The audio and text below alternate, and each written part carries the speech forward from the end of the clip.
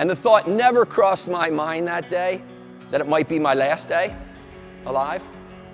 And it was. And then it wasn't.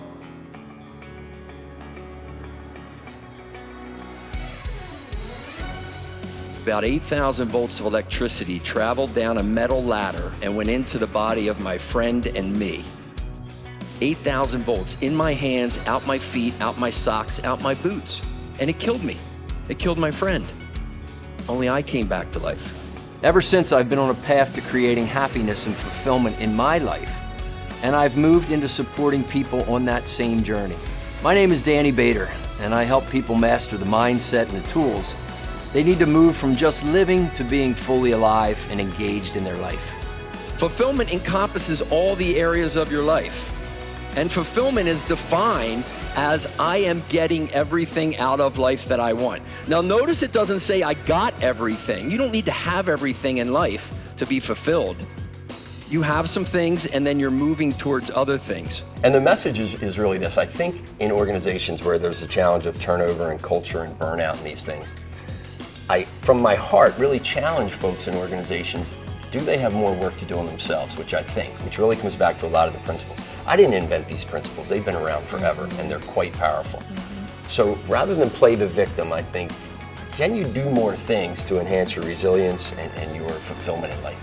I was going through the motions in life. Anybody ever been there before?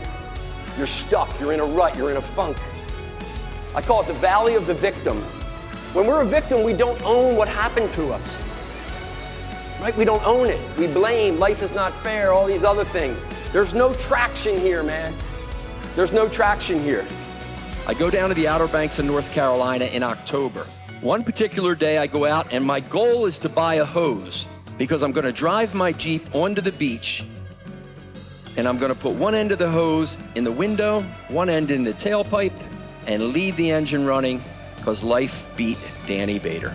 And I call my mom, and she says, when are you coming home? We can't wait to see you. And I have a lump in my throat as big as a softball. And I said, Mom, I love you too. I'll be home in a few days.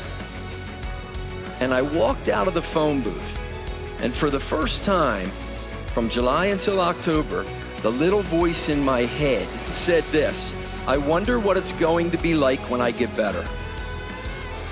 I wonder what it's going to be like when I get better. And I got in my Jeep the next day and I drove home.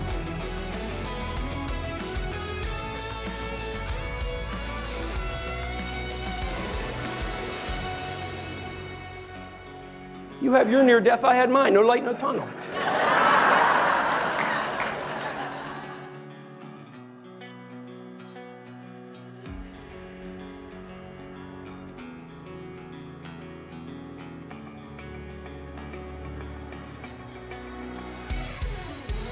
Do the work.